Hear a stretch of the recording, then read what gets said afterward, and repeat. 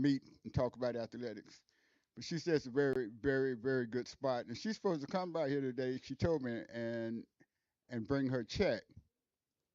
Uh, but Wilma, I was a little upset.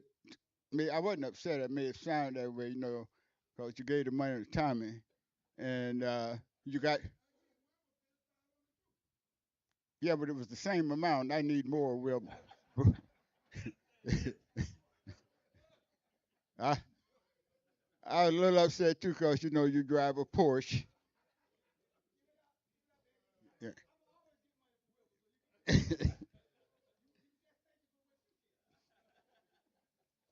And Wilbur, if you go outside one day and see you got a flat tire, I had nothing to do with it. Had nothing to do with it. Yeah. Oh, oh, I wasn't me. Well, bring some proof. Uh, I wanted to make a point about fundraising. Y'all know we somewhere in the upper $20,000, 25, 26, 27 for this women's sports campaign.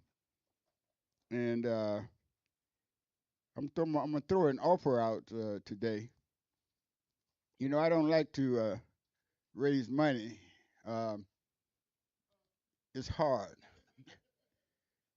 Uh, we started under the leadership of Mr. Ken Rozier. Y'all know Ken Rozier. Uh, Ken's retired now, but Ken started our brick brick fund, raising money, by put your name on the brick. And Dr. Humphries wanted everybody to sell bricks, and we were averaging over $20,000 a month. You remember that, Pam? We were averaging that's Pam Zachary. Pam was one of the unsung heroes of the University Relations Division under Dr. Humphries. She ran the cluster office. We had over 200 cluster members. They paid $1,500 a year for, was it 1,500, Pam? $1,500 a year for membership. That was Pam's environment, and she handled it like a pro. Um, but I told the president, I ain't selling no bricks.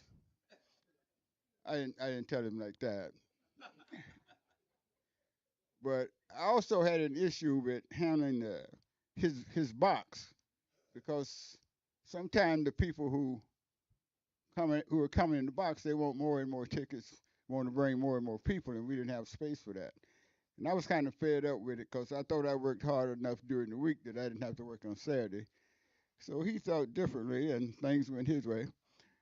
But I said, Mr. President, I don't like sell tickets, and I'm having problems with selling bricks with some of the issues in the president's box. And he said, Eddie, I'm the president of the university, and I sell bricks.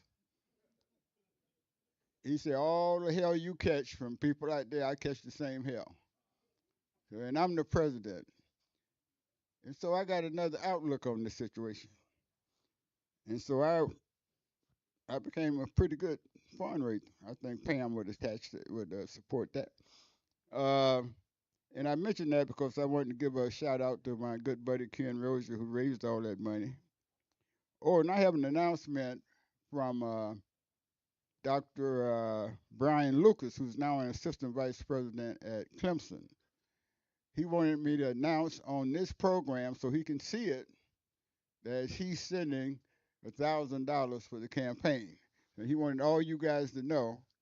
And I told him that when I announced his new promotion, that you guys all gave him a big round of applause, and that just made his day. Yeah. Got another applause. Is that Tammy? Tammy, another key member, unsung hero of the Division of University Relations. Tammy is a problem solver. You want to get something done, you give it to Tammy. And Tammy, sometimes she goes a little too far, though, yo. Tammy was in charge of arranging hotels whenever we played a game out of town for the administration, Dr. Humphries and his people. And when we went to Atlanta, the president and the vice president got suites. And so when I became vice president, I looked forward to going to Atlanta and having a big suite. And I went to Atlanta, and Jerry and I went up to the room, and it was a regular room. So I asked somebody, I said, where is Tammy? And I found her. I knocked on the door, she opened it, I looked in. Tammy had a suite bigger than this room, a suite bigger than this room, had bellboys in there setting up a food tray. I said, Tammy, where's my suite? And she looked at me and said, you mean you don't have a suite, Mr. Jackson? I said, Tammy, where's my suite? So she got on the phone and I did get my suite. I didn't remember that it was she gave up her. Did you give up your suite? I don't, no, she didn't. She said, no, she did. No, she did. Thank you, Pam. Thank you, Pam. Yes.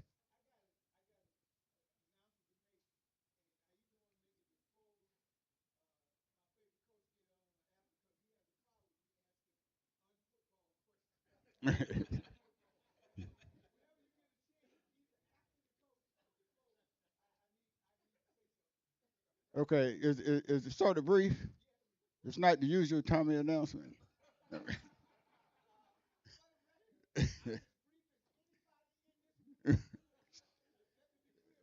Okay, all right, Tommy. Let me see. I got one more. Uh, See, Tommy, you threw me off track. I'm sure I'm sure it was.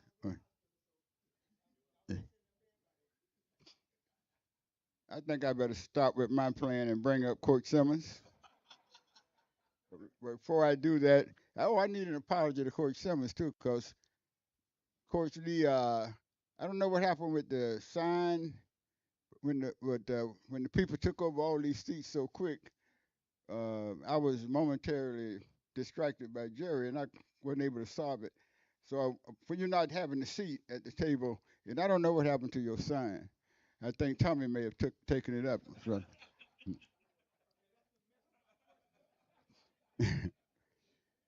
But this is the way I want to bring up Coach Simmons. Alvin Hollins, I think most of you guys know Alvin Hollins. Some people consider Alvin to be FAMU's greatest sports information director. And I don't quite understand that because I was sports information director before Alvin. So people forget I was only there 3 years, but he was great and he's done some great things for FAMU. I'm trying to get Alvin to one day write a book on the history of football at FAMU because nobody has more knowledge of FAMU's football history than Alvin Hollins. But he wrote something online about the Rattler football team. And he said essentially that Rattler fans tend to forget the 6 straight losing seasons before Coach Simmons came on board. He said they tend to forget or may not be aware of that Coach Simmons has won more games than any other HBC university during the years that he's been here. More games. He's won 37. Jackson State has won 35, and North Carolina A&T has won 6. Oh, okay. I'm sorry about that. Sorry about that, Clayton. I think they're about 32 or something. He said we tend to forget the agony of those 6 straight losing seasons. And of the 21 HBCU teams in FCS football division today, only 6 have winning records. Only 6. I can't. Man, I didn't write down the names of them, but only 6 have winning records. Coach Simmons' record of 4 straight winning seasons, including 3 consecutive 9 wins seasons. We haven't had a record like that since I coached my little league football team in St. Petersburg. So because of his outstanding coaching record and because of what he has meant to this institution, see, I'm gonna take another minute, Coach. I'll be right with you. This organization got started because you guys may not remember how bad things were 15 years ago. I mean, they were bad. You talking about not having any money. I don't know if you know this, but when Ken Riley left here as athletic director, we had a over two plus 2.5 or $6 million surplus in athletics. That right, Tommy? Yeah. Then then it I told you he couldn't be brief. But but I mean it was down in the dumps and I got this idea one day and I went to Coach Taylor, who was head coach then. And I said, Coach, would it be beneficial for you to get $500 a week for recruiting or something else in football? And he said, man, that would be great. Now, this gets $500 every week. So I said, well, how can what I knew before I started, I said, I got to make this happen. I talked with 10 people. I don't even remember all 10 of them now. Al Lawson, Tony Roosevelt Randolph, Dr. Scott, all 10 gave me $250 to start to having this luncheon every week where we were able to give, we never missed a week of giving $500 for the football program. Never missed a week. And now we are so far, that's, that was over 14 years ago. And now we've come to this, and $500 doesn't sound like a whole lot of money, but it meant a whole lot of money back then. But things were tough. I didn't know how we were going to come out of it, but Coach Simmons made the difference. Uh, I was just happy to be able to reach him by phone for the second half Saturday. But I'm proud, I am proud to introduce the head coach of the FAMU football team, Coach Willie Simmons. Thank you, Eddie. Tommy, you see I wore my basketball shirt for you today.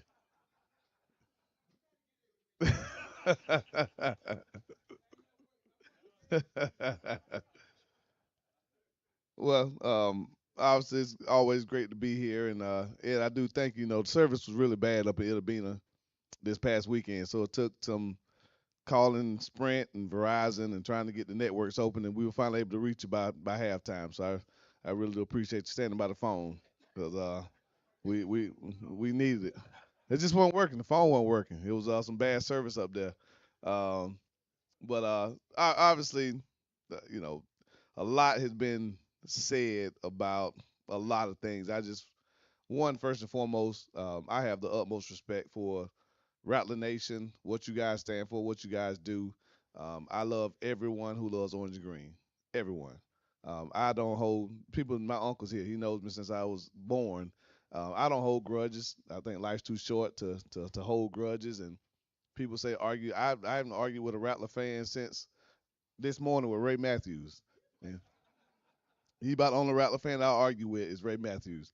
But so anything that was said, text, tweeted, whatever, it's all in love, and I do actually appreciate the passion that that makes Rattler Nation what it is, because whenever you have passionate fans who have high expectations, that just means you care, and that means that obviously there's an expectation set here for this program, and when it's not met, it's said. But the same can be said about the university administration. The same can be said about the athletic administration, about everything that's FAMU. And if you follow social media or anything news related, you'll see that we don't pull punches anywhere.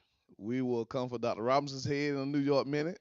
We'll come for we definitely, y'all have just beat my poor AD down to whatever. The good thing, she is a former athlete and got some broad shoulders to handle it. And I still think Josh has PTSD whenever he walks in here for the first time y'all treated him. and but but now he'll go down as one of the best sports information directors that we've ever had. But so again, it's all in love, and we had a long bus ride back from Itabena. I mean, a long bus ride back from Itabena. We got back at 8:30 Sunday morning from the game, and so I slept about as much as I could on the bus. We stopped. I think we made two stops. We stopped one time. I don't know where we stopped, and then anytime we drive down I-10, we stop at Bucky's because you can't drive down I-10 without stopping at Bucky's, and so we spent about an hour at Bucky's, and but so I had some energy when I got back, and so for the first I said, you know what, I'm gonna I'm gonna get online and I'm gonna comment on all these people that are calling for my quarterback's head. And so really all it was just, I knew I was gonna do my media call on Monday, my local media, SWAT media, and then I do my coaches show on Monday nights. And that's not really interactive. It's not like a lot of coaches shows where you get call-ins and stuff. We've talked about possibly doing that, making it more of a call-in type show. And then I knew obviously that I was coming here on Wednesday. So, really my whole point was to just kind of get ahead of it. Like I don't want to keep answering questions 3 times on Monday, again on Wednesday about Jeremy, about the quarterback. Like Jeremy Musa is our starting quarterback. Like there is no if, ands, buts about it. Like he is our guy, and he's done really, really well as the starting quarterback here at FAMU.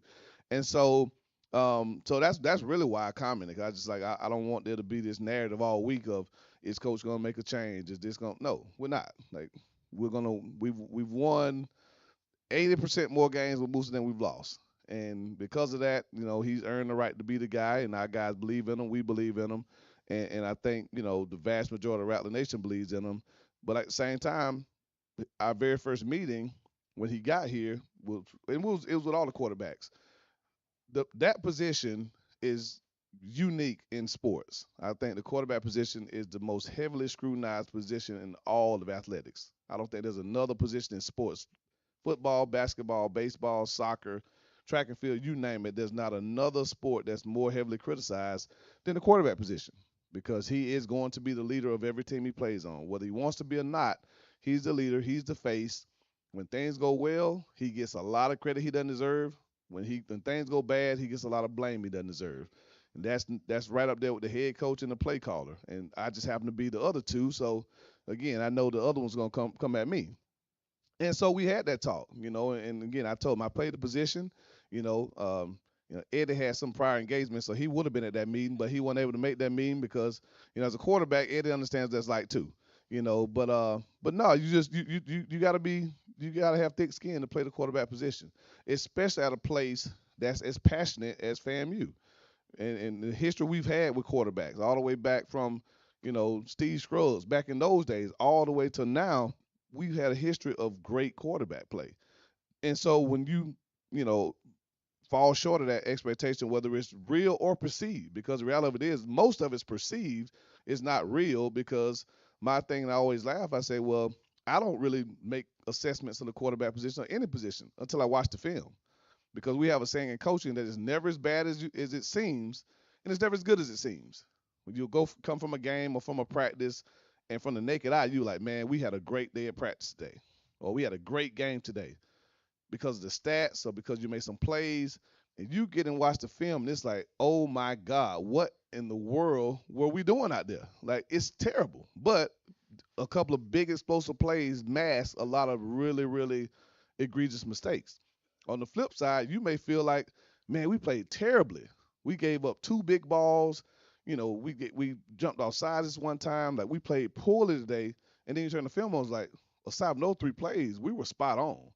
But because of sports and because of the way we perceive things, we see the big moments. In football, you're going to snap the ball about between 60 and 80 times a game. Most people remember about 5 of those plays. And that's because something really, really good happened or something really, really bad happened. But they don't really think about the other 75 plays of that football game. And they use those 5 plays to really determine their feelings about the game, whether you played well or played poorly. And so when you play quarterback, everything you do is seen because when the quarterback throws the ball, obviously you see if it's completed or not. So, yes, did he miss a throw or two? He sure did. Yes. But what no one sees is the receiver run his route short. No one sees that the offensive line missed the block on that one, or he got pressure in his face, right? Nobody saw in the interception he threw in the end zone that when he started scrambling, none of the receivers came with him and scrambled with him. And so I tell the receivers all the time in practice when we're watching film, and we'll watch film as a group tomorrow. I'll freeze frame of play. I said, see right here, you didn't do what you're coached to do, but because of this, Jeremy Moose is a terrible quarterback. He needs to be benched. He needs to be replaced because you didn't do your job. Nobody's going to say bench that receiver because he didn't come back to the ball or he didn't run the right route or he didn't do the right thing. Nobody's going to say bench him. It's going to be bench the quarterback. Nobody's going to say bench that left tackle because he got beat around the edge and forced the quarterback to make a quick throw. And so that's why I'm so adamant about defending that position because, again, no one, unless you truly, truly study the game of football, and most people don't the way that we do as coaches, you wouldn't understand what all goes into playing the quarterback position because he has to be responsible for everybody's mistakes. When I played the position and I played at a decently high level, it comes along being a leader. If I threw a pass and hit the receiver square dead in the chest and he dropped it, I would look at him and do that and hit my chest and say, man, my bad. The ball hits you in the chest, it should have hit you in the stomach. My bad. Right? Because as a leader, I wanted them to feel like, okay, I'm accountable for my actions. As a leader, I'm accountable. Just like as a head coach. It's always going to be my fault. Every loss is my fault. We've won a lot of games here, as they alluded to. We've lost a few. The few losses we've had, they've all been my fault. All the wins have been because of the players and the assistant coaches and even you guys. The losses are on me.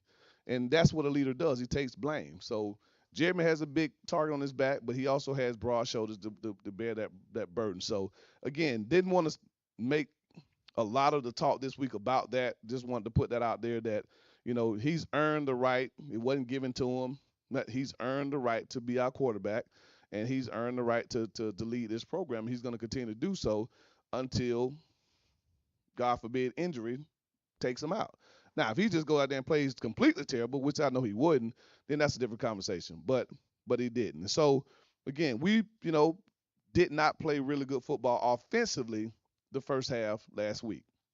Played probably as bad as we played all year. And that was across the board. That wasn't just the quarterback spot. That was every single position played terribly. We did not match their intensity. We didn't execute. Guys were doing things they weren't coached to do. And we just didn't look good.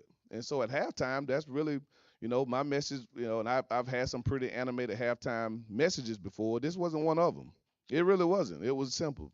When I turned the film on, because we filmed the games and our video coordinator uploads the game to my computer and the coordinator's computer so we can watch it on the way back. It gets uploaded to everyone else's once we get to the school and it goes up on the server and we can watch it online. But he just puts it on our hard drive. I said, when I get on this bus for this long bus ride and I turn the film on, I better see guys playing hard. Like, that was my speech. Like, if I don't see guys playing hard, it's going to be hell to pay. And you're not going to play after that. Like, we'll find some guys that can play hard, and we'll keep rolling. And that message obviously resonated because they came out the second half and they played harder. And that's really all it boiled down to. We really just didn't play hard the first half. Like, they strained harder than we did. And I told those guys, I mean, that's one thing about Mississippi Valley. I don't care, they've been playing football since they were founded, I think, in the 50s as members of the SWAC, and they don't have one SWAC championship in football. Not one. But when you go to the Mississippi, they're going to hit you in the mouth. And they take great pride in playing. That was their first home game. So probably outside of either Alcorn or Jackson going there, that's the best crowd that they're going to have all year, maybe homecoming. So their side was decent. And, and they came out with their red uniforms on, that's different than their normal colors. So they had a lot of pride. And they played with the same pride that I've seen those guys play with for years and years and years going up against Mississippi Valley. Our team has only been there once, and that was in 21. But I've been playing Mississippi Valley since 2012, and they've always been a team that plays really, really hard. And so we matched their intensity the second half, and, obviously the rest was history. Went out 3 straight scoring drives and put the game out of reach. So, we once again showed that when we lock in, we're as good as anybody in America, better. But when we don't, we're not talented enough, and that's why I keep telling our guys, we're talented, but we're not that talented where we can just sleepwalk through a half or through a game and not expect the results to show, right? Like that's just what it is. Like, yes, I've talked about this being the most talented team that I've ever coached. It is. But at the same time, it's not that talented to where we can just go out there and just blow people out just because we're FAMU and because we roll the ball out. Like we have to play good football. We have to execute. We have to focus on the little things and let those things take care of the big things. And that's where this team is still growing and maturing. Yes, we do have talent, immense talent. But we have a lot of guys that we got to break out of a lot of bad habits and break out of a lot of things that don't always make them come to practice and practice hard every day or come to meetings with intention, prepared with notes and take good notes and study those notes. Right? We got some guys that kind of just been good enough to kind of go through the motions. And when you've been good enough to go through the motions and still play at a high level, you think you can do that at the next level you go to. And that's just not realistic, right? I had to learn that the hard way coming out of high school. Like I said, I was a really, really good student. I didn't have to really work hard to make good grades. I just naturally did. I found myself in college my freshman year struggling. Like, okay, I'm about to fail biology. Okay, my uncle's back there is a retired engineer. All right, my mom, math genius. My aunt, who's right under and older than my uncle, engineer. Like math comes natural to us. Like that's just something that comes natural. So math and science typically work hand in hand. I got to college and I almost failed biology my freshman year because I wasn't used to studying. I wasn't used to rewriting my notes. I wasn't used to doing things that it takes to compete at a top school academically to survive. So I had to learn that. A lot of our guys come from that same thing. In high school, they were allowed to miss practice, not practice hard, go half speed, and show up on Friday and dominate the game. Well, you're playing high level football now, and that's just not going to happen. And so the more our guys understand that we get what we deserve, then we'll get to the point where we play really good football all the time, right? And so that may happen. Hopefully, that happens this weekend. I would love to see that happen this weekend. We've had two really, really, really good days of practice. Today's Wednesday. 3 good days. I'm sorry, 3 good days. Sunday, yesterday, and this morning. We got one more tomorrow. So I really feel that we'll be really, really prepared to go out there Saturday, this coming Saturday against Southern, and play probably our best game, right? Now, will it take that? Hmm, maybe not. I mean, Southern's talented, but they're not the Pittsburgh Steelers. And so I don't think that we got to go out there and play flawless football to win. But we do need to have a mindset to go out there and chase perfection and lock in and not do this. This is indicative of the lack of focus Saturday. We always talk about penalties, right? And I tell everybody, I only worry about penalties that happen before the ball is snapped and after the ball is snapped, after the play is over. Those are the penalties I even look at. The rest of them, I can care less about. We had 9 penalties that happened before the ball was snapped or after the play was over. 9. 4 on offense, 4 on defense, and then 1 late hit on the quarterback, which was a questionable call, but indeed it was. I mean, they did call late hit. So 4 times on offense we false started. Well, 3 times. One time they called us for the legal formation because our tackle isn't up far enough at the line of scrimmage. But we've talked to them about it. That's a lack of focus. 3 times we false start. One of those times the center just moves the ball before like you're just moving the ball. Like it doesn't even make sense. 4 times we jump outside on defense. 2 times by a 6-year senior who's like our most dependable guy. Like it's just so again we just were not locked in mentally the way we needed to be in that football game, and so there are no excuses. Yes, the bus ride was grueling. Yes, it'll be in a hard place to play. I mean, we had to drive an hour and 40 minutes to the stadium from Jackson. You get there and the field is slanted and the grass is. I mean, it's just not the most favorable place to play football. But it doesn't matter, right? It doesn't matter. At the end of the day, it doesn't matter. You should go in and play good football regardless. So this weekend, we're going into a great environment. Southern's always. I mean, I think Bragg and Mumford are probably the 2 toughest places as far as just home field advantage to play in the conference. I mean, because they're always going to be great crowds. This is a rivalry game, so it's going to be a great atmosphere. Their band is going to be they're going to play while we got the ball. They already know they're going to play while we got the ball, And our band, our band is better, but the one thing that they do, they got like 10 more tuba players than we always have. Like it's just like they're just brass. The Southern band is just brass. Like I don't even know if they got drums. It's just all brass.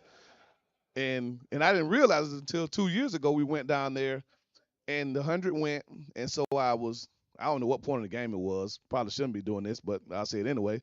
So I looked at our band and saw us sitting, and I looked at their band. I was like, dang, so I started counting. I was like, okay, 1, 2, 3, 4. I started counting tubas. I was like, they got like 10 more tubas than we got. Like, it's just insane the amount of horns that they have, and they play them all the time. And so that's going to be an advantage for them. But again, it's a game that we're really excited about. I know it's a game that you as fans are excited about. We're both on top of the divisions right now. This game doesn't break either one of our seasons. The loser will still control his own destiny, but the winner has a great leg up and the opportunity to host the SWAC championship if we continue to win out. And that's the goal, obviously. We want to host the SWAC championship. That would mean us having the best overall record in the conference. And so if there's a tie, then whoever wins the head to head gets that advantage, right? And so for us, winning out will obviously ensure that we don't have any losses, much like Jackson's done the last 2 years. But if there's a scenario where there's two teams with one loss, then they go to the head to head to determine who won that game. And so that would obviously affect our ability to host the championship game. So, they're a talented team. Um, they're starting to play better ball than they did early in the season. A lot of people are kind of confused as to why they're only 2-0 in the conference standings as opposed to 2-2. We play 8 conference games, um, based on our SWAC rules. We play 8 conference games. You get the opportunity to schedule 3 non-conference games. You can schedule teams in your conference that you don't play that year, and they count as non-conference games. And so Southern, you look at their schedule, they play 10 SWAC teams this year. So Jackson State and Alabama State were selected by them as two of those non-conference games that they got a chance to play. And so they lost both games, but the games don't count on their conference standing because they were designated in those non-conference slots. And so that's why they're 2-0 in conference. Okay, so obviously Jackson and Southern have a deep rivalry like we do with them, so they want to play every year. Well, the schedule doesn't dictate that because they're in different divisions. They designated us to play them every year as a crossover game. We're the only team that has that, other than Alcorn and Jackson. And so Southern and Jackson will probably play each other every year, but the years that they're off cycle, they won't count. And so that's actually a good thing. I think it benefits them because they can go play a rival game, and whoever loses it, fans will be mad, but it won't hurt you in your overall conference standings. And so they're 2-0. They shut out Pine Bluff last week, 27-0. They beat Alabama A&M the week 2 weeks prior to that, I think 20-10. So they're playing really good defense, inconsistent on offense. They have some talent, and so you know sounds familiar. Really good defense, a little inconsistent on offense. But I do think that we have an advantage in some areas that we can take advantage of. And so if our play on Saturday matches the preparation that we've had during the week, which typically it does, then I feel really good about the outcome this weekend. But as always, definitely just wanted to kind of put that out there first. I know we do have some questions and some comments, and we'll jump to those, and I'll repeat those for everyone looking at online. So, but that's kind of what we are excited about it. Injury wise, we're getting better. We still got a couple of guys that are out, but we do have most of our guys coming back. So we should have a pretty loaded list of guys going down to Baton Rouge this weekend. So with that, we'll open up the floor for questions, starting out with Eddie.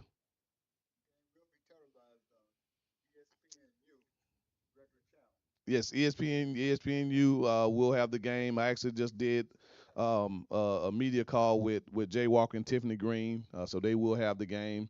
So y'all will get to complain about how Jay's talking about FAMU like he always does, and Tiffany will do her best to try to defend us like she always does. So yes, but it will be televised on ESPNU.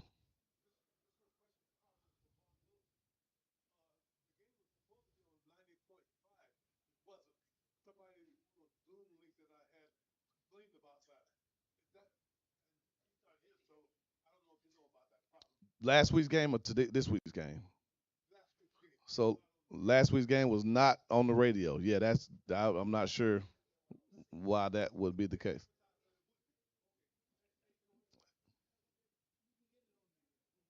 Yeah, well, you can get all the games on the app. So if you download the app, Eddie, you didn't do your tutorial to show everybody how to download the app at the end of the program. So Eddie will have another tutorial for y'all that don't leave early to download the app that you can watch the game on your phones. Yeah, because I don't think they're streaming them through the radio right now. Yes, ma'am. Yes, of course.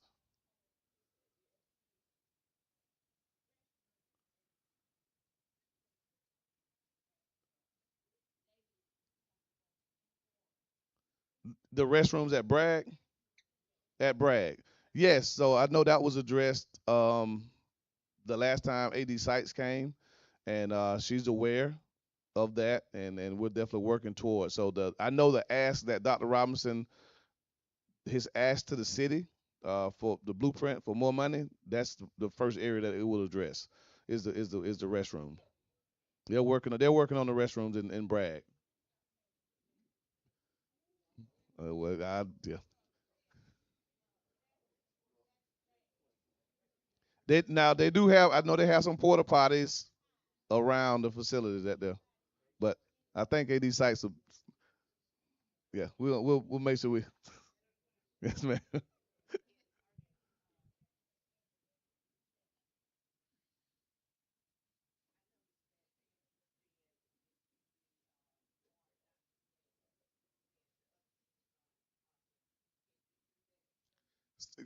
So the rule about playing bands are not by conference rules supposed to play while the opposing team is on offense. So I don't have to say anything about it. The officials, and I'm sure they will, but they'll probably say it about 3 or 4 times.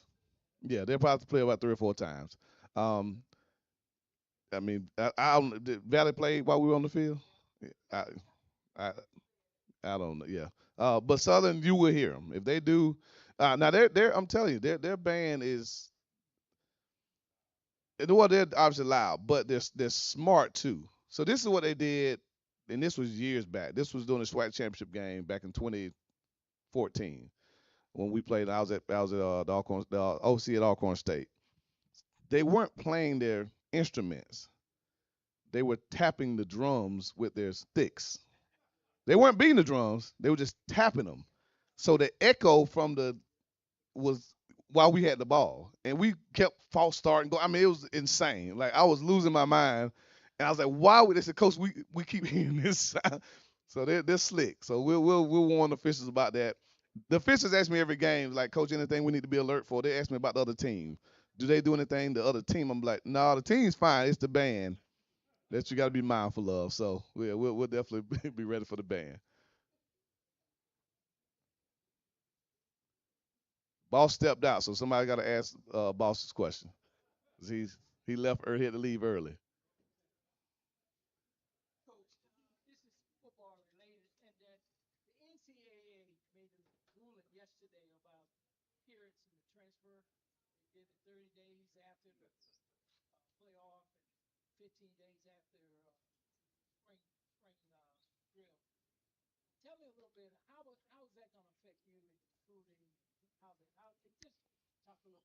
So the transfer portal, I think the thing they did was they cut the. Oh, I'm sorry. They asked about the transfer portal. NCAA shortened the window. It used to be 45 days, I believe. They cut it down. So I'm not sure exactly what they cut it down to. I have to look at the rule. But it's the window that players are allowed to enter the transfer portal. And so as coaches, we have to be mindful of what that window looks like, and we have to kind of base our recruitment off of that window. So ideally, if you're going to take a transfer student athlete, you would want to bring them in the mid-year. So they get to come in January, go through spring practice. You really get to truly evaluate them to see if they can help you. If you bring one in the second window after spring, they don't get to go through spring practice. They're there for the summer possibly, but the first time you get to truly evaluate them is August. And it's very difficult to really see what a guy can do in 15 or 25 practices. And so I think what the NCAA is doing is they're listening to the coaches who are on those committees saying we need to streamline this portal. It's right now it's a little bit too wide open. We can't really. They don't like us to use the term roster management, but that's what we have to do. We have to manage our rosters to see who's returning, who's leaving, and fill those necessary positional gaps. And so they're trying to just make some consistent windows to where we know who the time frame that student athletes are going in, so we can plan for it. And then it penalizes the students who don't go in it because you don't get to utilize the 1 year exception, 1 time exception, if you're outside of that window. So you can still choose to transfer after those 30 days, but you don't get to utilize the one time exception, or the 15 days after spring practice. If you don't get in within those 15 days, you don't get to utilize the one-time exception. So that's what they've been doing, just trying to find ways to make it kind of like professional sports. They have a free agent period. You know when it starts, you know where it ends, and that's it. For us, we as coaches, we would like the same thing to be able to kind of manage our roster a little bit better. So that was the impetus for the new rule. Again, I'll look at it more today. Hadn't affected us as much, but I'm sure it will at some point. But yeah, that was a great observation. Yes, sir. Hmm.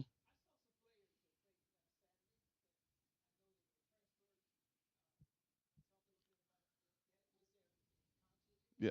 S- So yes, last weekend we played a lot more guys than we have prior to, and that was a mandate set by me on one Sunday going into the week. But as we got closer to Thursday, and we started really talking game preparation with the coaching staff, um, no disrespect to Mississippi Valley, but I felt it was a game that we could get a lot more guys in to see what they could do. We still got a lot of football left to play. Injuries occur, wear and tear on the body occurs, and so you want to try to build as much quality depth as you can. And as a coach, naturally, you kind of get comfortable playing the guy that you are comfortable with.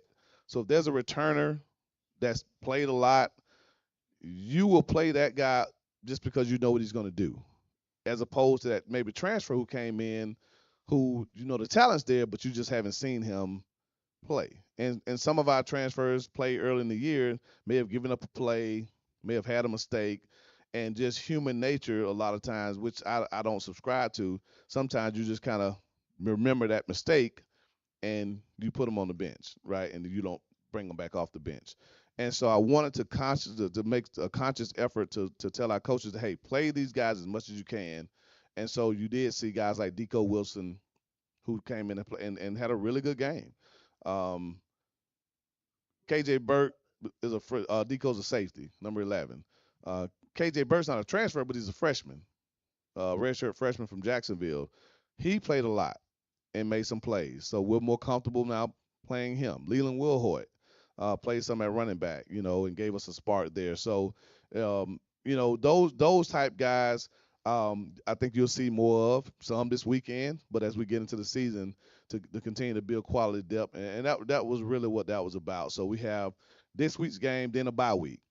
So the bye is a great time to work those guys a lot more, and prepare them for that last 5 game stretch that we have, to close out the regular season. So, but yeah, you'll probably see a few more guys in the rotation this week than maybe we have in the past, because last week's game did give us a chance to play some extra guys.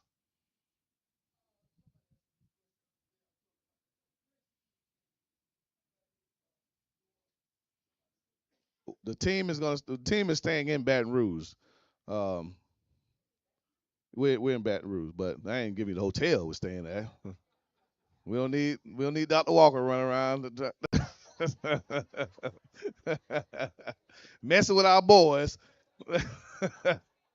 No, but no, the team we stay in Baton Rouge. There may be alumni, some staying in New Orleans, I'm sure, but the alumni staying in New Orleans. Some alumni, yeah. Time will be wherever the casino is. So, but no, team is staying in Baton Rouge. Yeah, yes, sir.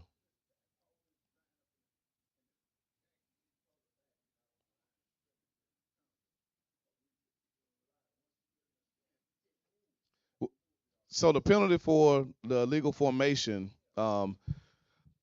So that's the one penalty that I probably had the biggest gripe with the officials about every week. Every week when Eddie Kelly came, we talked at nauseum about that penalty.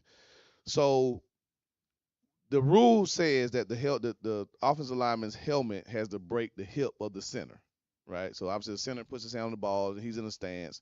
So as long as a lineman's helmet breaks his hip, he's in a legal formation. Well, our guards play in a 3-point stance. So they put their hands down. So obviously if you're in a 3-point stance, you're leaning forward. Our tackles play in a 2-point stance, which means they don't put their hand in the ground. They stay up in the stance and just bend their knees. Well, depending on how much you bend will determine how far your head is. So a lot of times they're focusing on the head, and I said, well, I would prefer you look at their feet because if I'm a tackle and I put my inside foot even with the guard's inside foot, then if he's legal, I'm legal, right? I may be in a 2-point stance, I may be up. It's a passing play, so I want to give myself an advantage by being in a higher stance so I can kick back faster. But that's just been a call that they just kind of harp on. And I'm my biggest issue with it is this, and I told the refs at the OBC when we first talked about it. One, if you look at NFL and major college football, it's not even close. Their tackles are so far back. I mean, it's unbelievable. Like, it's literally a bow. If you look at their line, if you had an aerial view of their line, it looks like a Invisalign, like the tackle, guard, center, guard, tackle, and that's how it looks. Well, so that's probably they never call it at those places. NFL never calls it. Major college football, Power Five level never call it. It's the SWAC MEAC call. That's the only time I've seen it called is in the SWAC and MEAC, which one makes us the most penalized teams in the country. The SWAC and the MEAC are the two most penalized conferences in America every year. Every year I've been a part of this conference as a head coach, and it's MEAC and the SWAC, they give us the stats at the end of the year at the head coaches meeting, and they break it down by conference. Every single year, and this is no lie, this is the God honest truth. Every single year, the two most penalized conferences in America are the MEAC and the SWAC. Every year. And so I said, one, I got a problem with that because there are only two predominantly black conferences in the country, the MEAC and the SWAC. So you're telling us we're the most undisciplined conferences in America because we get these penalties? No, y'all just throw penalties against us that you don't throw in other conferences because they don't make that call in other conferences. So when you look up and 10 of the penalties are a tackle's alignment, that looks bad, right? And so that's just always been a point of emphasis for us. And then the second thing, what I asked the guy in Miami, I said, okay, after I calmed down, I said, okay, let me ask you a question. Who across our conference, who's more talented? SWAC defensive lines or SWAC offensive lines? He said SWAC defensive lines. I said, right. So who's the most vulnerable position on the field? The quarterback. Everyone knows that. I said, so you want to take the one advantage that a lineman has by cheating back a little bit, you want to take that away so y'all can just kill all the quarterbacks in the conference. That looks really good for SWAC football, right? If all the quarterbacks are hurt because better D linemen are beating inferior offensive linemen, that's not what we want. We want to score points. We want to make people excited. Sacks are good, but touchdowns are better, right? So, like, let's call things that affect the game. Like that tackle cheating back a half a step ain't gonna make the difference in the grand scheme of things. So it's just what they emphasize. They emphasize certain penalties in our conferences that they don't emphasize in others. We guess a lot more, right? They called a face mask from behind last week. I'm like, you're behind the player, like you can't see the guy. He grabbed the guy in the collar. It was clearly not a face mask. He grabbed the guy's collar, which is legal, and he pulled him down.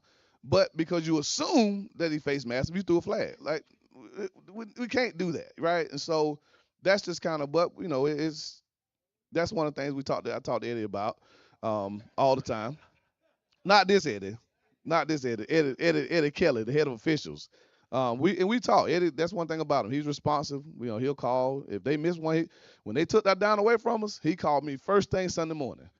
And we talked about it, and that guy got reprimanded. The replay judge, because that's who was responsible for keeping the down and distance, he got reprimanded. for that, and so they don't want to miss calls. But yeah, that's one call that it really just I wish they wouldn't call, because they let the D lineman cheat the line of scrimmage. Like they allow a defensive lineman to almost line up with his head over the ball. I said, so if you're gonna let them cheat the ball, you don't want our guys to cheat back. Like it's just, but hey, it is what it is. Yes, sir.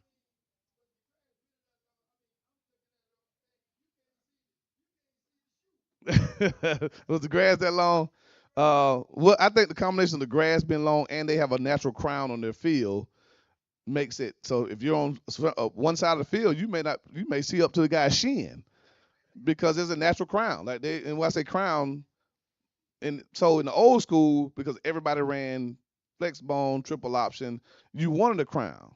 So you wanted the field to rise up in the middle and go down towards the sidelines, right? So there's a natural crest in the football field. All grass fields for 100 years had that because everybody ran triple option. You want the ball to go downhill. Well, the advent of the forward pass, you don't want a crown because you don't want a quarterback standing in the middle of the field trying to throw an out route to a receiver who's 2 foot 2 feet lower than he is, right? And so, but they're one of the few grass fields left in the conference. I think there's only two grass fields left. Valley, well, three: Valley, Jackson, Alcorn. So all Mississippi schools are grass, and I think Texas Southern may still be grass because of the pro stadium. They play in a pro soccer stadium, but everybody else has turf, and so turf fields are obviously going to be level, flat. But as grass fields, some of them still do have that natural crest in them. Valley probably has the most pronounced of all of them. You had the hand up there? Okay. There you go. I was about to say, hold on now. Make me nervous. We gotta go to Southern this week now. I want to break routine.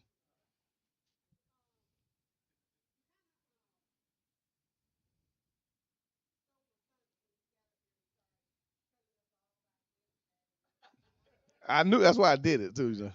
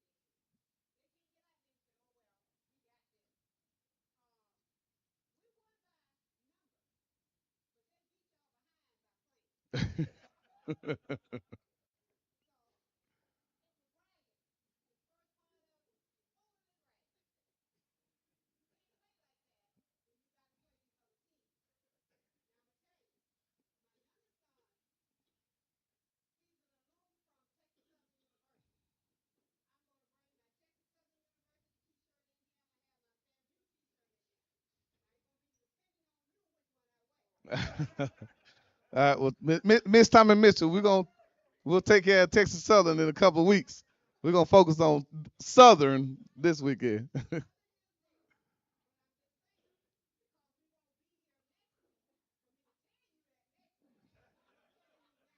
Yes, ma'am. Well, we got a bye week next week, so we got to buy from 220. We got to buy from playing. So next time we're here, it'll be game week. But yes, ma'am. It's definitely a mindset.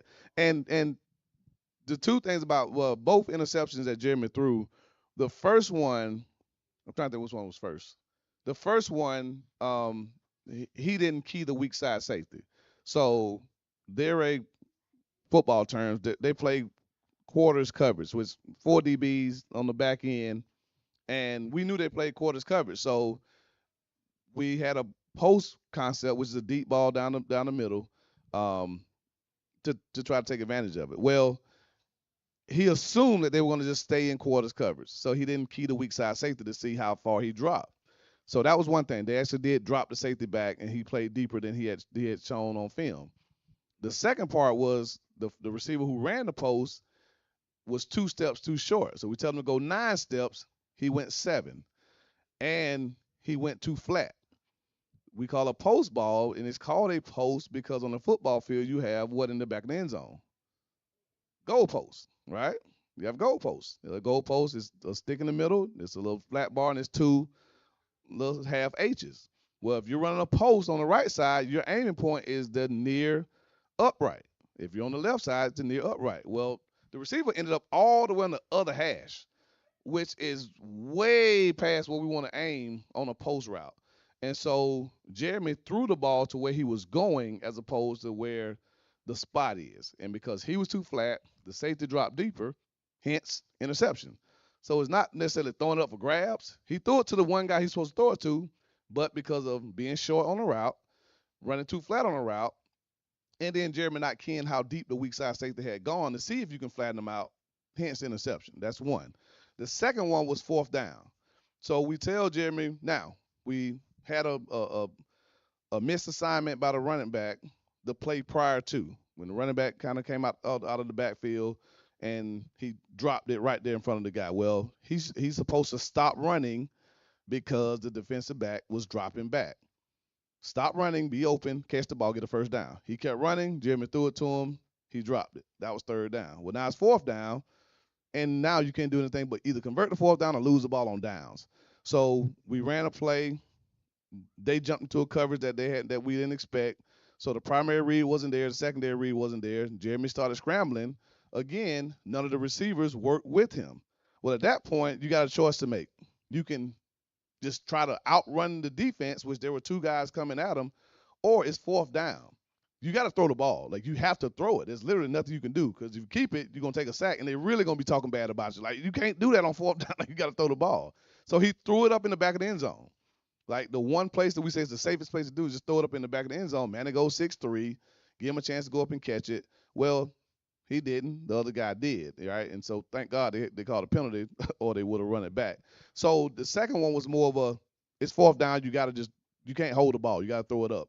So one of the picks was a missed assignment, mental error by the receiver, a misread by the quarterback. The second one was fourth down. That shouldn't have ever got the fourth down because we should have converted third down. So that's a lot of what I'm saying. Like this football, it's a simple game, but it's very intricate when it comes to offense. Like defense, the reason we're really good on defense is because defensively, you can kind of just like pin your ears back and go. And you got 3 levels of defense. You got defensive line, the first level. You got linebackers, the second level, and then you have defensive backs, the third level. Well, if a first level defender makes a mistake, you got a second level guy that can make them right. So if I'm a linebacker and my defensive lineman who's supposed to be in between the guard and center goes outside of that and the running back goes inside, I can make him right and I can fit off of him. So nobody knew that the D lineman did the wrong thing. I made him right. That's why Isaiah Major's so great because he can make those guys right. Same as Johnny Chaney. Even if Major Chaney messes up, you got Lovey Jenkins and Javon Morgan sitting back there 10 yards deep who can see everything happening in front. And when the ball carrier breaks through there, he can get them on the ground. So it's an 8-yard gain, but nobody knew that 2 guys up front made mistakes. But the safety made them right. On offense, it's not like that. It takes all 11 guys on offense to do their individual jobs for the play to be successful. Because if 10 of them do it right and the quarterback misses the throw, guess what? Second and 10. 10 of them do it right, but a left guard misses his block, quarterback sack. 10 of them do it right, but the running back doesn't see his linebacker blitz and then misses him, quarterback sack. Receiver runs the wrong route, turns in when he's supposed to turn out, incompletion. So that's the efficiency that it takes on offense for it to really, really be what it needs to be. And that's what our guys got to understand. Like, everybody has to do their part on offense. And that's so critical to our overall success. So the talent's there, just the consistency of what we call our 111. If you hear our guys talk, they'll talk about doing their 111. That's my one role in the grand scheme of these 11 moving parts. I have to do that for this offensive play to be successful. And too often this season, One person is the reason why we don't make a why we make a mistake. Like literally, it's one person on the play. Like this would have been a touchdown if the running back had just pressed the line of scrimmage and made the right read. It's a touchdown, not a 2 yard gain, not a 4 yard gain, but literally a touchdown. This is a touchdown if the left guard keeps his eyes in his B gap on max protection. Everybody's sliding one direction, keeping their eyes in that gap. He gets greedy and peeks back inside, and the guy beats him, and the quarterback has to rush his throw because what we call max protection, we're throwing the ball deep down the field. And so Moose has to hold the ball for a minute whenever we go max protection. So if a lineman doesn't keep his eyes in his gap and Moose has to rush the throw, it's not a big play. And so that's again, and it started that way and it ended that way. That's why I'm so adamant about one communicating with our constituents. Like y'all are as invested in this thing as anybody, right? This is y'all's program. You pour your blood, sweat, and tears into it, money, everything you give to this program. So yes, I welcome the criticism. I welcome the expectations. I welcome it all. From me all the way down to the kickers. I welcome it. And I'm gonna tell you the inside scoop of what's really going on too. I'm gonna let you talk, but I'm also gonna tell you the truth. And I'm gonna tell you what's going on. So if you throw darts at Jeremy, just know that it's about 6 or 7 jokers over there watching them get hit dead in the chest, and it's their fault. And it's their fault. And none of them will get online and be like, you know what, that was really on me. That wasn't Jeremy's fault, it was mine. They ain't gonna do that because that's not the way a receiver is wired. It's not the way a running back or an offensive lineman is wired. They're not gonna take the blame for that. You will hear Jeremy get online or in the interview and say, I didn't play well. That was on me. And it's really not. That wasn't on Jeremy. That was on the guys in front of him. That was on the guys outside. That was on other guys who were trusted to do their jobs, and they're not doing it at the level that they need to be doing it, right? And so Eddie, and we go back and forth, and I love Eddie, but Eddie has an initiative. He wants to raise $50,000 for women's sports, right? If we come up $49,999, they're gonna say Eddie missed the mark. But the one person who committed $10 didn't give it. They're not gonna get blamed. He is. But that's leadership, right? And if you want to be a leader, you got to be willing to take that blunt. So Jeremy's a leader. He can handle it. Trust me, he can handle it. As the leader of as the head football coach of this program, I can handle it. I welcome it. I'd much rather you direct it at me than at Jeremy. I'd much rather y'all pay half my salary, so you earn the right to talk whatever you want about me, right? And so I'm always thankful. I don't. Eddie talked about the 6 years prior. I never talk about him. I never mentioned them. I had to endure them because my wife's a rattler. So when I would come home on Saturday, one of the big game, she's sitting there with a puppy dog face because fam, you lost, and so I had to endure those 6 years with them. But we're here to make a difference, and these young men are doing what they need to do to make a difference on the field in the community. We don't take blame. We don't take sole credit for where we are in the national rankings and all those things. We don't take sole credit for it. But I do believe that athletics, primarily football, because we're in the South and it's just it is what it is. If it was the Midwest, it might be basketball. But here in the South, football, we're the window to the university. So a lot of people, their first knowledge of Florida A&M is because of a football game they saw, or because of the Marching 100. And so because of that, we do have a responsibility to uplift this institution. And I think the enrollments, I think the applications and all those things are because of the fact that we have a world-class program like we do. This brand here is unique. We are one of one. This LeBron James logo here is one of one. There's only one school in America that gets to don this king patch, and that's Florida A&M University. And if you don't think that matters to a 17-year-old who wants to go to college, it does. Because who doesn't want to be attached to the greatest basketball player on the planet? They all do, right? And they're all waiting, and I am too, on that day that you see a 6'9", 260-pound guy walking through that campus because it's gonna happen. Don't know when, but it's gonna happen, and that's only because of our relationship with them. So again, we're we love you guys. We love the sport. Like the crazy thing this week, it was almost like people wanted to make it like it was this bad back and forth. Like it wasn't that. Like I had a couple of tweets with a fan. Like literally all it was. He said I should bench Jeremy, and I said he's a starter. He was like, "Well, what does that say to the other quarterback?" I said it says that their coach believes in the guy that's there. And so if I'm a backup, I'm sitting there saying, I I want to play for a coach that when I get my chance, he gonna support me and back me up when the fans are called because they ain't a quarterback in America. Caleb Williams will be the number one pick in the draft for whoever team got the number one pick. There's some SC fans probably calling for his head after he throws an interception. There's some Colorado fans calling for Shador Sanders to be benched every now and then, right? It's it's football. Like that's fan, short for fanatic, which means y'all are all crazy. But we love you anyway. Thank you guys so much. Oh, you got another question? All right, Wilbur, last one.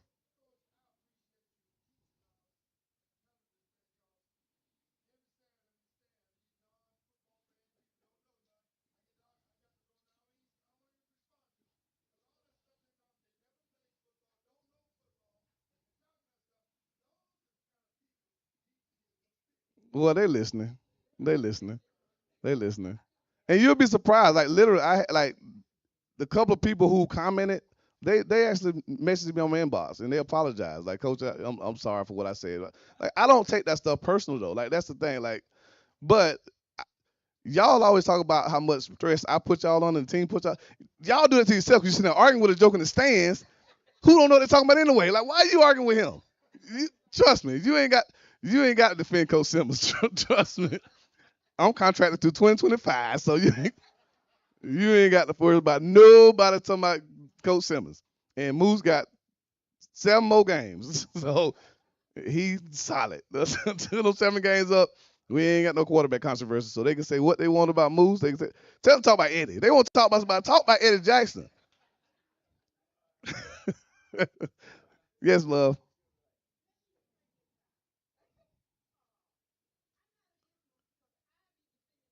Oh, we know y'all not against Moose. We know that.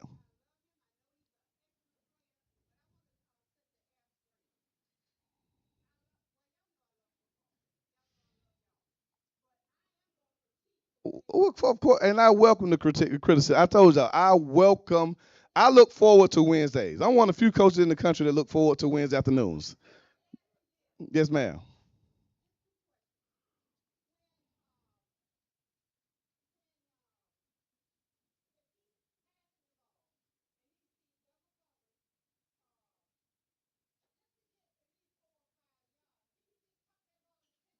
Musa always has the ability to run the football if he chooses to, right? But now I will say this, and I know we got to go.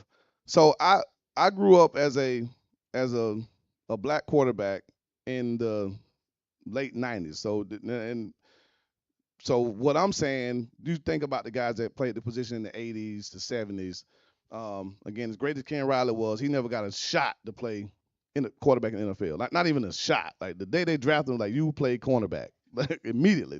Dexter Jackson led Shanks to their best season in 100 years. Signed Florida State as a quarterback, didn't play one down at quarterback. Moved to safety the first day, right? So for me as a black quarterback, like my thing was, you are not going to call me a running quarterback.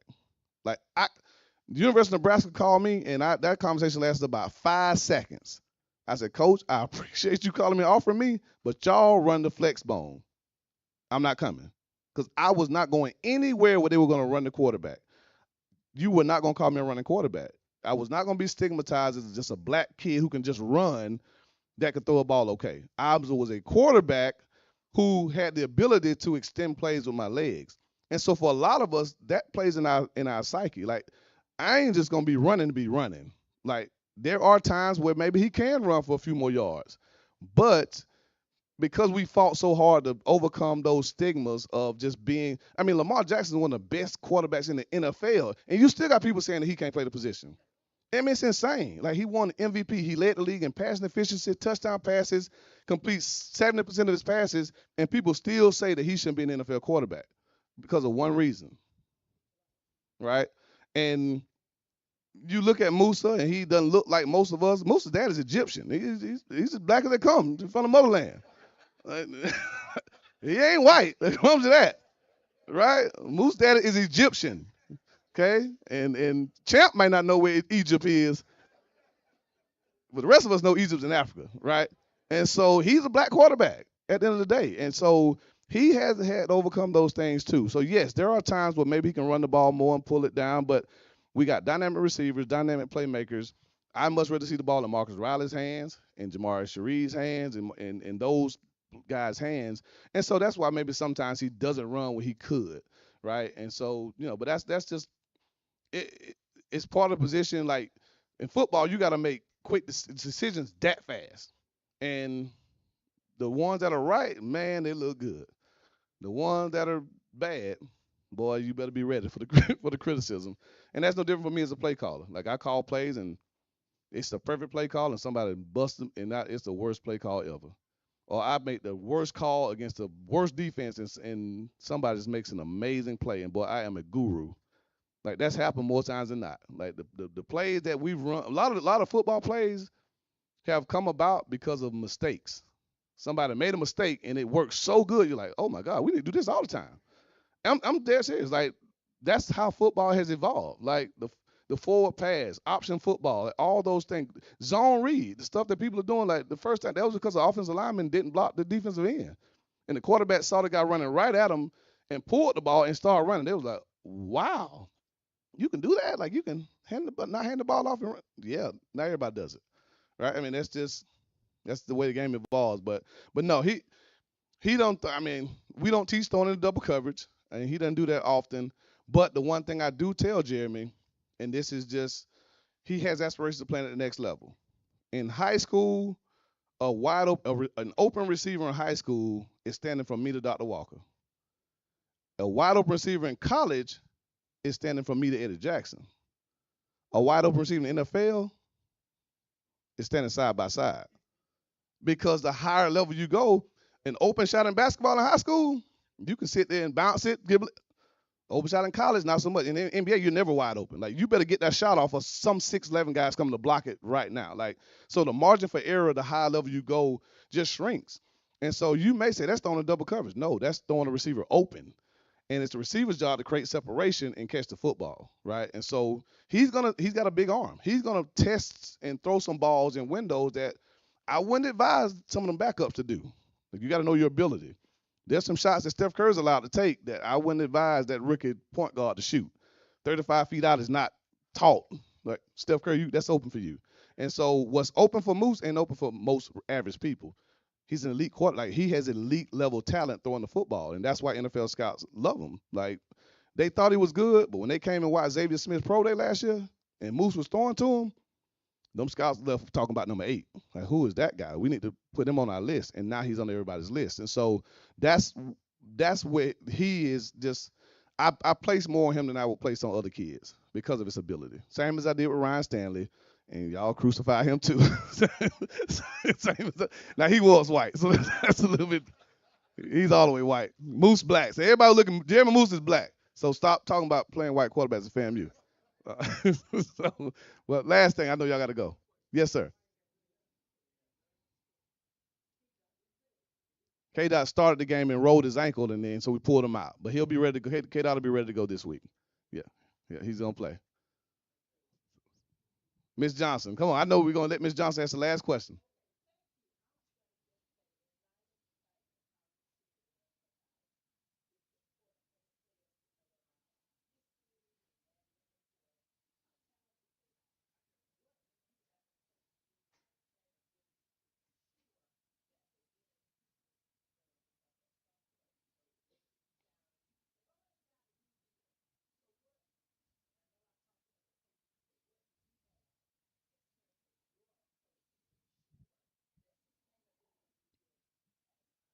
So what do we do to ensure sustained success? That's a great question, Miss Johnson. So two things: recruiting retention. So we got to be able to recruit good players because no matter how good y'all think Coach Simmons could coach, I've coached some teams with some bad players and we didn't win 9 games, right? So we got to be able to recruit good players. How do we do that? We got to continue to invest in our program. We need resources. We need things that we've had 4-star and 5-star kids on our campus the last 2 home games. So when they come in and they see a program that they feel is a first class organization that they can achieve their goals, go to the NFL, they'll be more willing to come. So that's the first thing. And then the second thing is retention. Because what happens with success? People start doing what? They start digging in the cookie jar. So a lot of people talk about Coach Simmons. Coach, you got to stay. Coach, you got to stay. You can't leave. Well, guess who also needs to stay? Those 10 assistant coaches that I got that coach running backs, linebackers, wide receivers, tight ends. But if we're leading the country in defense, which right now we're, I think, somewhere in the top 15, 21 we were top 5. Last year we were top 10. We have another year where we're top 5, top 10 in the country in defense. Somebody's gonna call my defensive coordinator and offer him more money than I got to pay him right now. And as much as Smitty loves FAMU and from right there in Perry, his wife loves money a little bit more, right? And so we got to be able to retain our talent. That's coaches and players. So the last thing, and we'll roll, but cost of attendance, NIL are things right now that we as an institution don't offer. Our competitors do. And so don't think for one second that people aren't. The rule says you can't recruit someone's off someone's campus until they enter the transfer portal. Don't think for one second that the moment a player here who can transfer has a big game, that other teams aren't reaching out to him. May not be directly, maybe through his cousin, maybe through whoever, but they're saying, hey man, does FAMU give y'all cost of attendance? No, they don't. You got an NIL deal? It's a little small one. But we can get you 50,000. We'll give you your Pell, full tuition, and another $2,000 a month. You come here. And so if that's what we're up against, as much as, and again, I don't think any, but one thing people cannot question is my loyalty to FAMU. I love this place.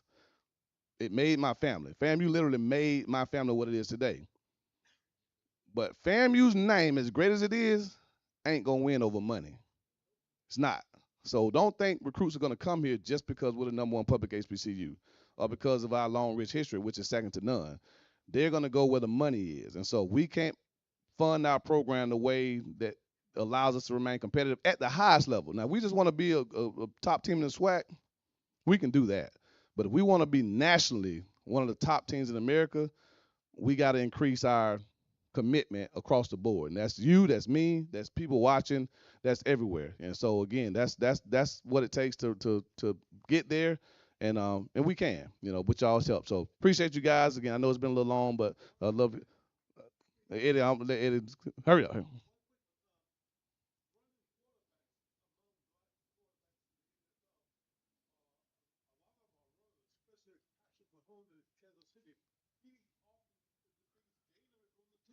So Patrick Mahomes isn't a runner. Patrick Mahomes can run. It's a difference. You know who's a better runner than Pat Mahomes? Josh Allen. You know who else is better? Josh. What's Herbert? What's Herbert at San Diego? Those guys are much better runners than Pat Mahomes. They're better runners than Russell Wilson. They're better runners, but they're never considered running quarterbacks. They never call a white kid a running quarterback. They call us running quarterbacks. No matter how much we throw the ball, there's some of us who can't run out our own shadow, and they'll call us a running quarterback. So just like they just call Tommy a shooter. Like they just call Tommy Mitchell a shooter. He couldn't do nothing else but shoot. But he couldn't do that. All right. Love you guys so much. See y'all in Baton Rouge. Go Rattlers. Thank you. Thank you, Coach. Big announcement for Tommy Mitchell, but I do have to make a comment about Coach's knowledge of quarterbacks. I questioned it because I told him once that I never threw an interception, and he said, Eddie, you have to be in the game to throw an interception. See, I had never forgotten that, Tommy. All right. First of all, I wanted to thank you guys. I didn't do it last week because so many people were here for uh, all the phone calls that I got regarding my health. And as a matter of fact, Eddie Evans prayed for me and he sent me a text while he was praying for me. Anyway, the other thing I want to say is, um, for the third time, I may save my life because I went to have a test. Okay, I've been on a research team because I'm a cancer survivor. 24 years ago, I hadn't had a checkup in 2 years. I didn't feel nothing, but I had a checkup and discovered I had cancer. 5 years ago, uh, I my fingers was feeling funny, um, and then what I did was, excuse me, let me take this off. My fingers was feeling funny, and it got to my wrist. I went to a checkup and I had a mini stroke. Week before last, I had a cold and it just didn't feel right. And when I went to the doctor, my heart was beating at 138 when it should be 90. The point of all of this, guys, is men don't like to go to the doctors. If your body feels in one way, go to the doctor. Like I said, this is for the third time. I didn't feel no illness or nothing. I had a cold. It just didn't feel like a cold, and discovered that I could have had a heart attack any minute. But I just want to let everybody know that. Thank you, Tommy. Well said, Tommy. 2 weeks, people. Same time, same place. 2 weeks from today.